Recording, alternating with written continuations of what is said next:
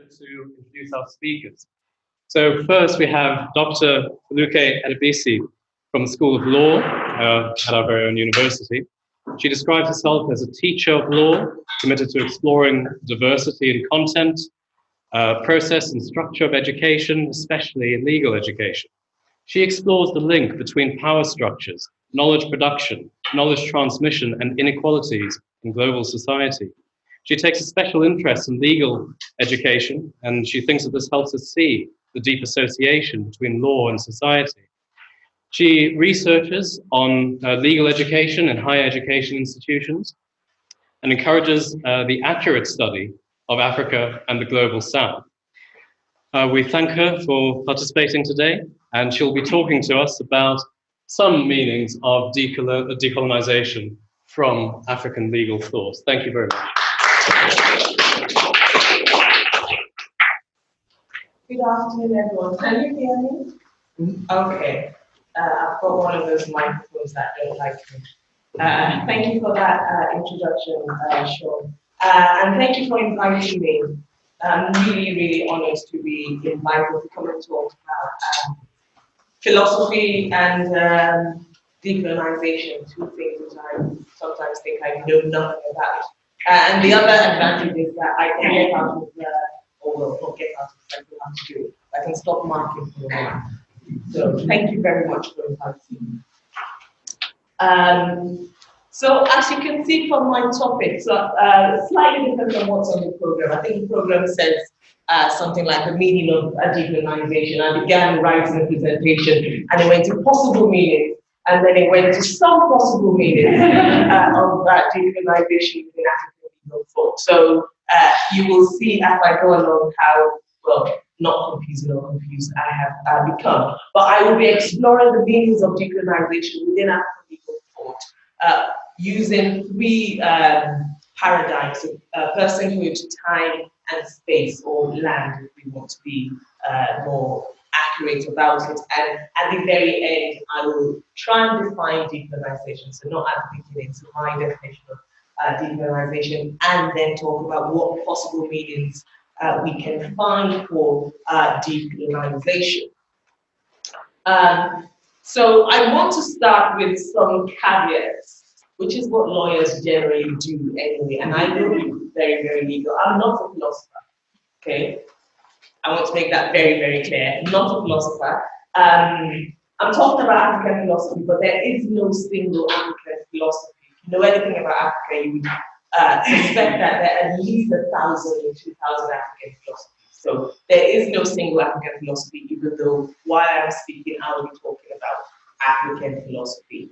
African philosophy, as it has been theoretically developed, is not really diametrically opposed, at least in my opinion, is not diametrically opposed to any concept of European philosophy. That's my opinion. However, I think it's the concept of the Euro-modern, which is not in itself a completely organic concept, which shows itself as diametrically, or could be possibly diametrically opposed to African philosophy. But we will get into that as I proceed. I also want to say that, you know, because the organization, the organizing organization, which makes sense, I think. The organizing organization of this program, Minorities and Philosophy, I do want to point out that the word minorities for me is a little bit difficult, because while we talk about national minorities, we are talking specifically about populations that are, in essence, global minorities. And I would like us to continue to think very closely and look very closely at the work that particular users of language are being asked to do when we use them. So Sean has introduced me, so I'm not going to say too much about myself. Slightly narcissistic person, so I will talk about myself to some extent. My research is, I call it jurisprudential. So thinking about the nature of law and how we teach that particular nature and how those two things correlate. This year, 2018-2019 academic year, for the first time a colleague and I, we designed to develop this new unit called Law and Race, which, as far as Google has shown us, which is not entirely reliable, by the way, it may be the only type of this unit in the UK, it's Law and Race. We don't know of any other one. I have a blog called Foluke Adebisi, guys, like I said, slightly narcissistic, I named my blog after myself. And in that blog, if you wanted to look at it, you don't have to, I'm not going to assess you. I try and examine what, how Africa has interacted or how it is represented in various ways. I have about, I am a lawyer, so I talk a lot, so I have about 200 or more posts. And in some of the posts I'm doing some singing, so, just well. And I'm also the director and founder of Forever Africa Conference and Events, and we'll be having an annual conference on Saturday. So I'm sorry, I'm going to have to rush off immediately after this because I have to do some organization. Okay, so I said that my research is slightly jurisprudential, and even though I'm not a philosopher, jurisprudence is sometimes called legal philosophy. There's a little bit more to jurisprudence than that. But a lot of my work, excuse me, is embedded in jurisprudence. So what is jurisprudence for the non-lawyers in the house? That's one of the places where I ask people to tell me but I only have 30 minutes, so that could take a whole day. So jurisprudence, as defined by some of the authors that I put on this slide, is a means by which we apply, so as lawyers, we apply things like philosophy or sociology to understand the problems of law and the problems about the law, especially considering what exactly the law is, which any law student will tell you, the first lecture you get in law is there's no definition of law. So outside of law, people try to define law, but there is no definition to law, actually. Jurisprudence is also often considered how you confront the unanswerable questions of life.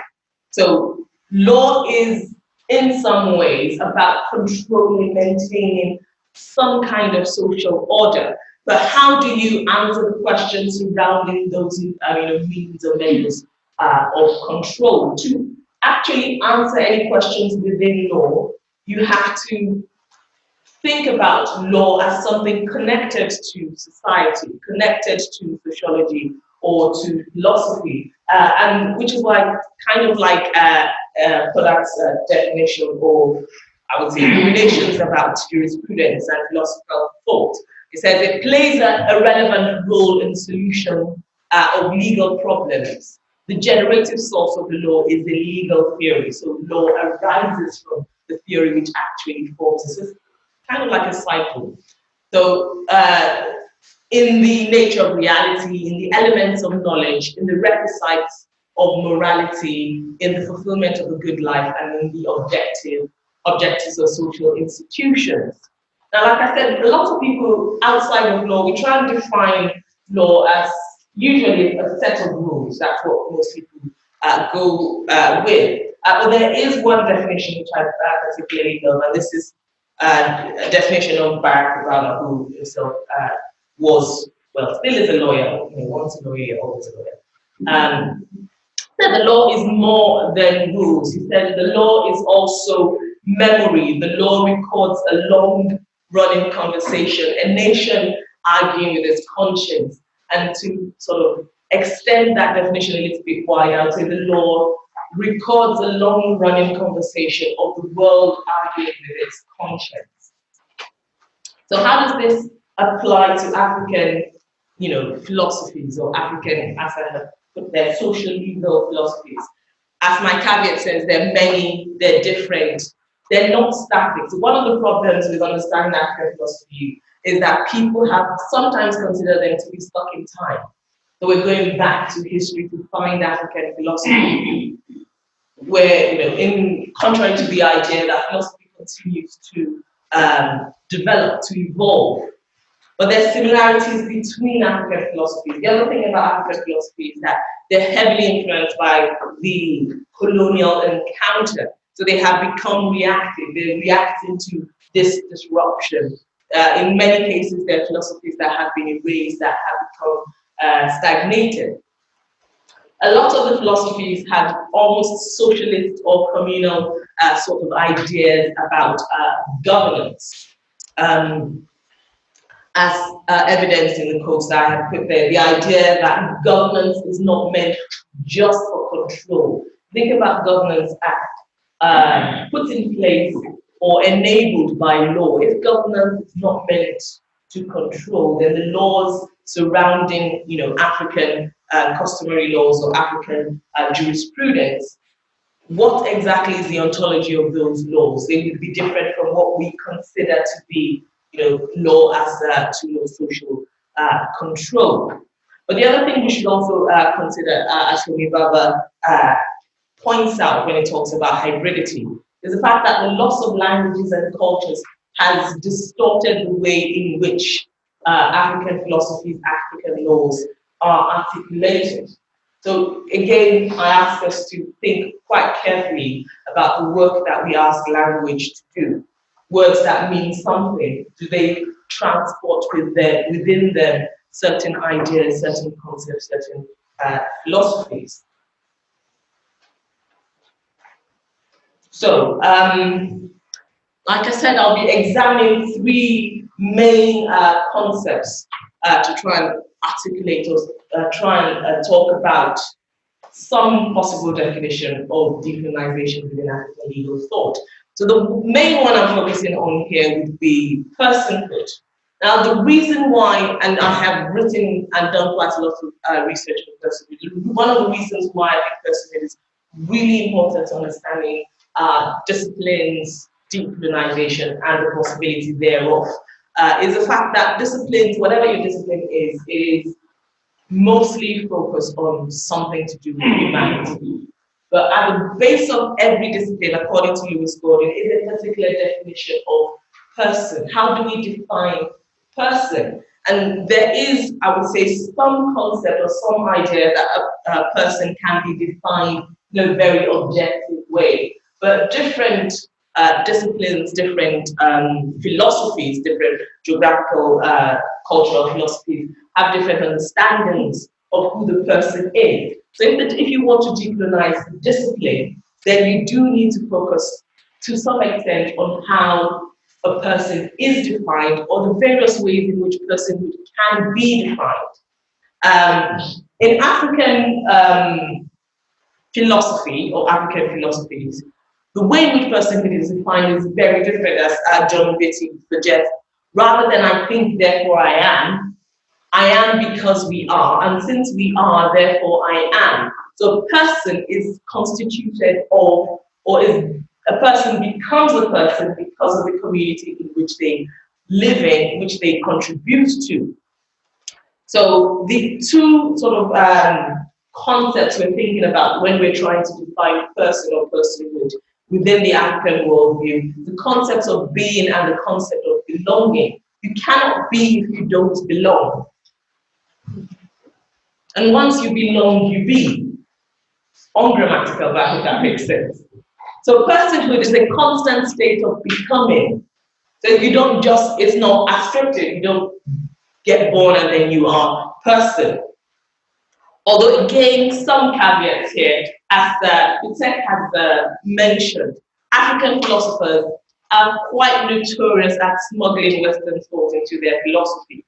Or as Mudimbe has suggested, his, I would say, classic metaphor of the elevator. The African philosopher is in an elevator. So by pressing the button, he thinks he's in absolute control of the elevator.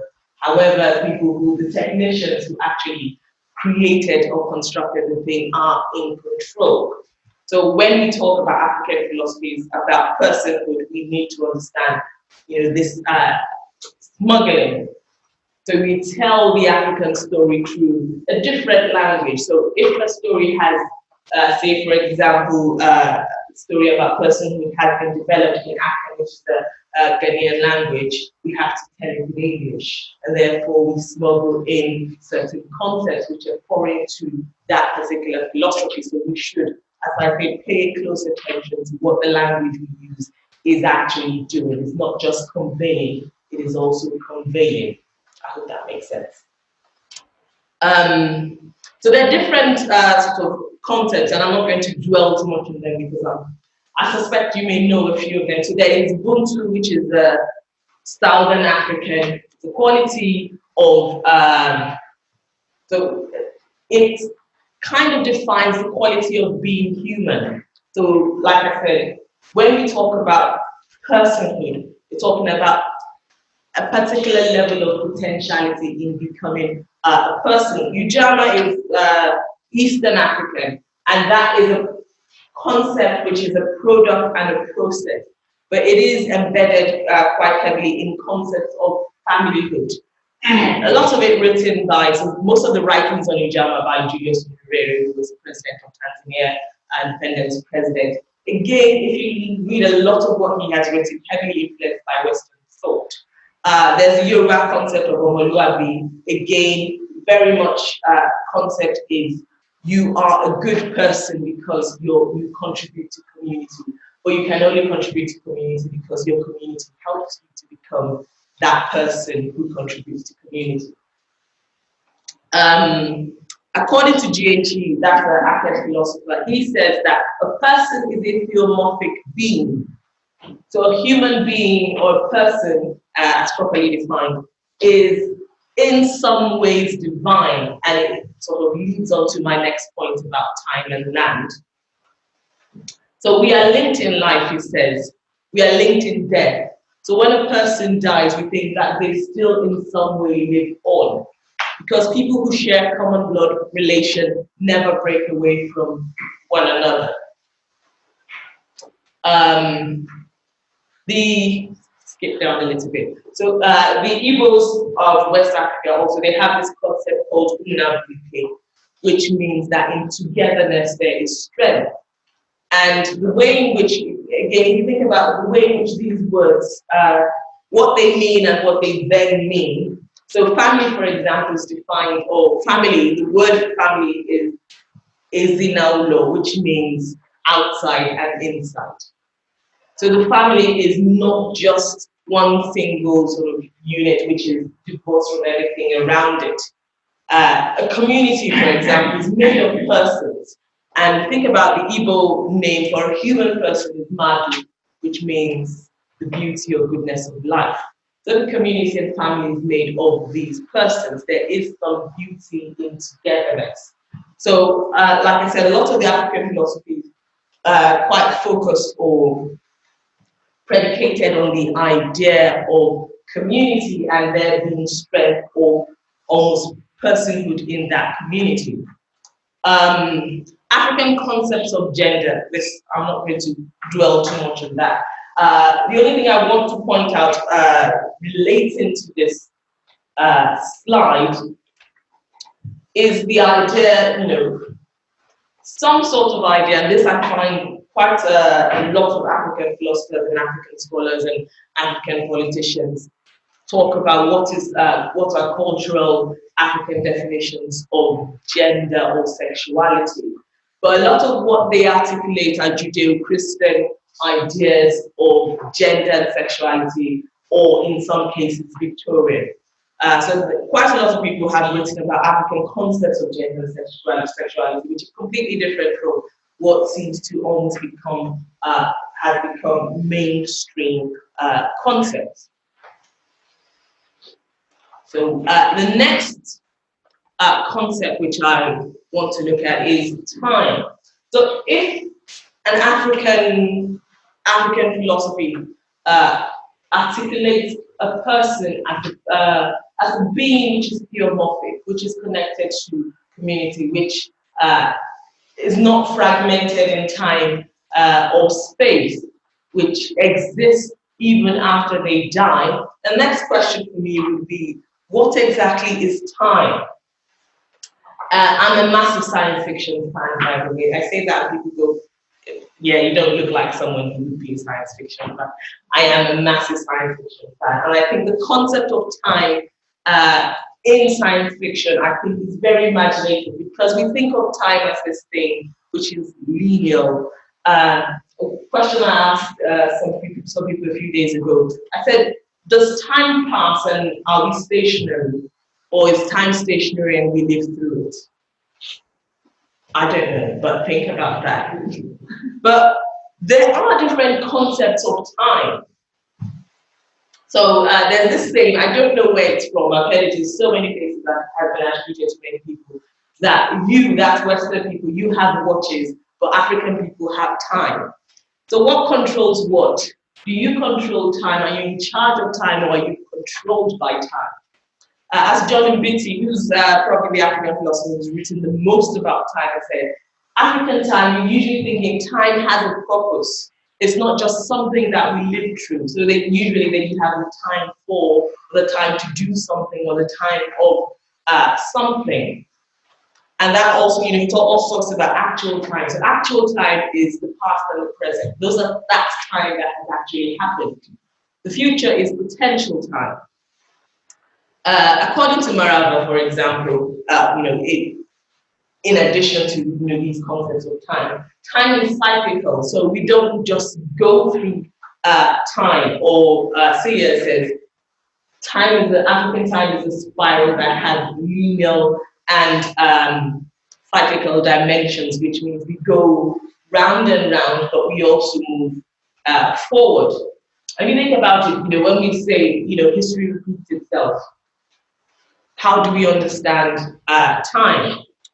So we think that Euro-modern time is fixated on the present and the future, what we do now, and how that affects the future, while African time is mostly fixated on the now.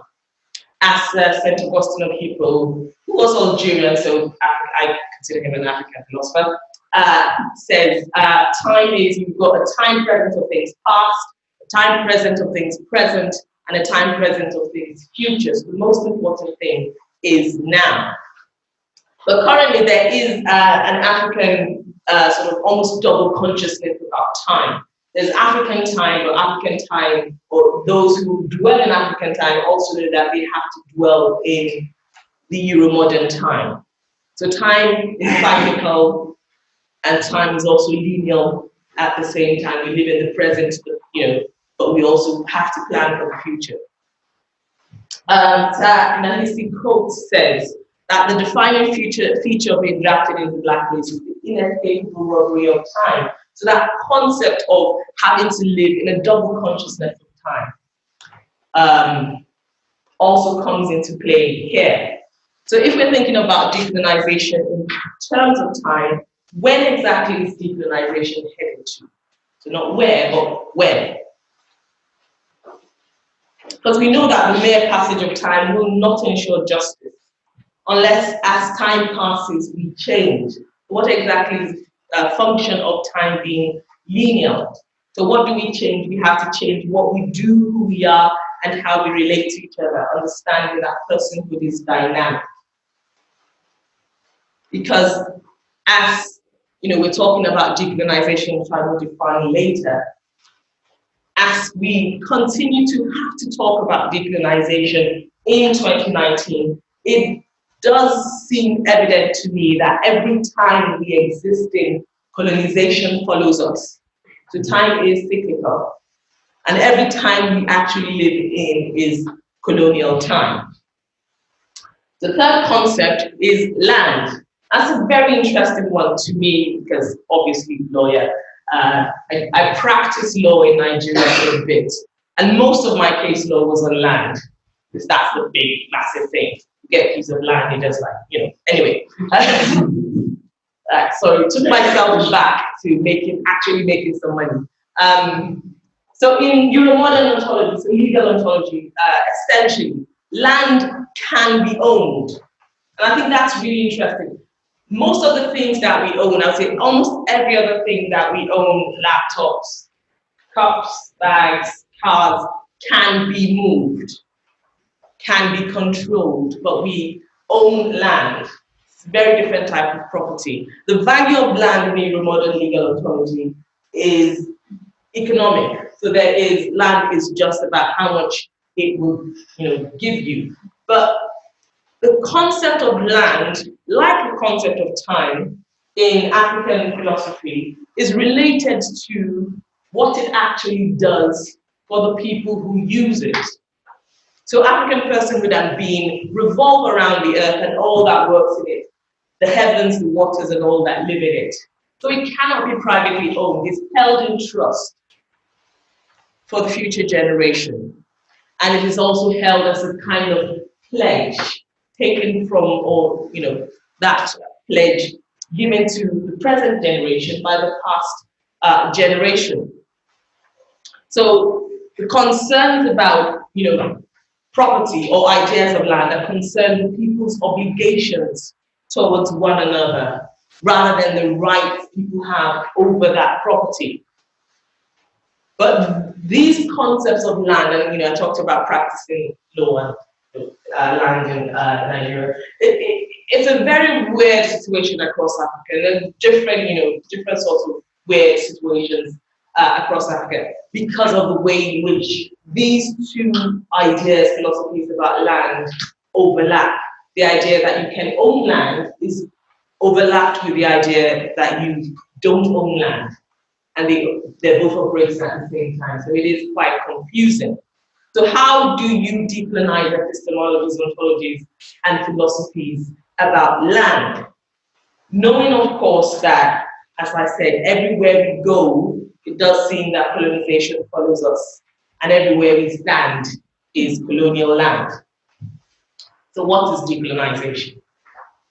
Simple answer, I don't know. That would be the best way to answer that question. But we need to remember, I think almost everyone would know about Tokyan's article, Decolonizing is not a metaphor. And one of the reasons why I've talked about personhood, time, and land is to establish or embed definitions of decolonization as something concrete, something actually material, something political, something social. As Linda Tuhiwai-Smith defines decolonization, it's about re-establishing strong contemporary indigenous nations and institutions based on traditional values, philosophies, and knowledges. So it is about some sense of return. Another caveat, I think I have given out about 12, but another caveat is the concept of diversity, because I think there is a conflation, I would say almost a dangerous conflation between diversity, representation, inclusion, equality, and decolonization. They're two separate things. Diversity can aid decolonization, but it's not the same thing.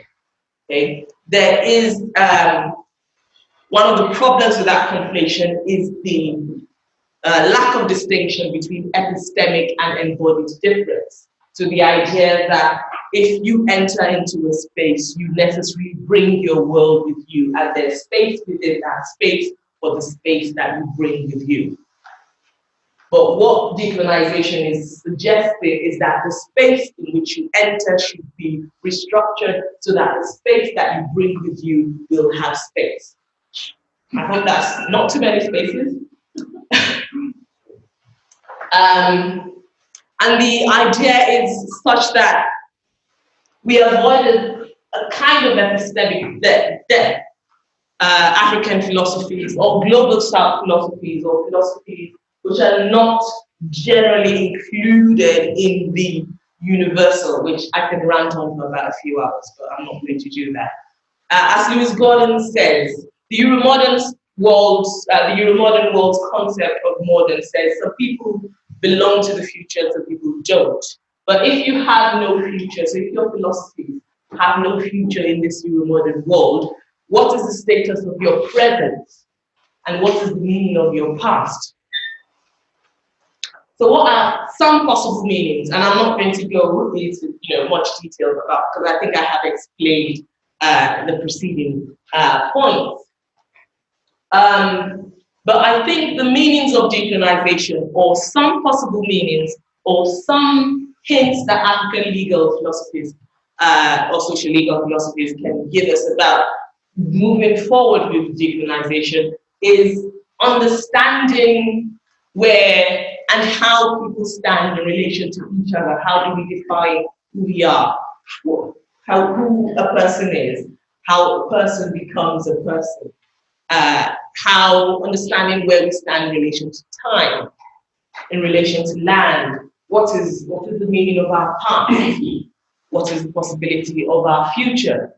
understanding, and this is quite, for me, quite a legal point, understanding the normative structures that we use to control all of the above, the ontologies that we have placed them in, how we have fragmented time, how we see history as just history, not understanding that history bleeds into the present.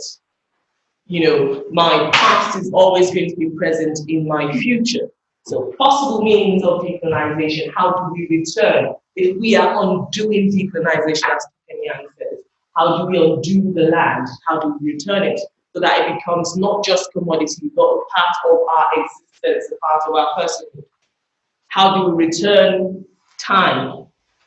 As the Code says, the robbery of time. How do we repatriate time? How do we return the person, this, I would say, almost dynamic concept of person, non-fragmented, not an orphan of time and space, knowing, of course, that we cannot go backward, but we cannot go forward. This is why we are, I would almost say, trapped. If you're a Doctor Who fan, you know about there's an episode where they're trapped and they keep on almost reliving the same moments again and again. And I think this is what we're doing as humanity. We are reliving the same moments with better technology. So we're doing exactly what we did in 200-300 years ago, but we're doing it on Twitter and Snapchat and Instagram. So we think, yeah, great, we have evolved. Noting, of course, if you've read, the article or chapter by Spivak, Can the Subaltern Speak? Who exactly are we decolonizing for? Are we decolonizing for those of us, the 1% of the world in this space? And how do we actually hear the rest of the world, the global majority? And if we can decolonize, if we can return the land, return the time, return the person, then I think possibly we will be able to stop destroying the earth and stop destroying each other. And until then, colonization follows us in everything that we do, and we remain colonial. Thank you.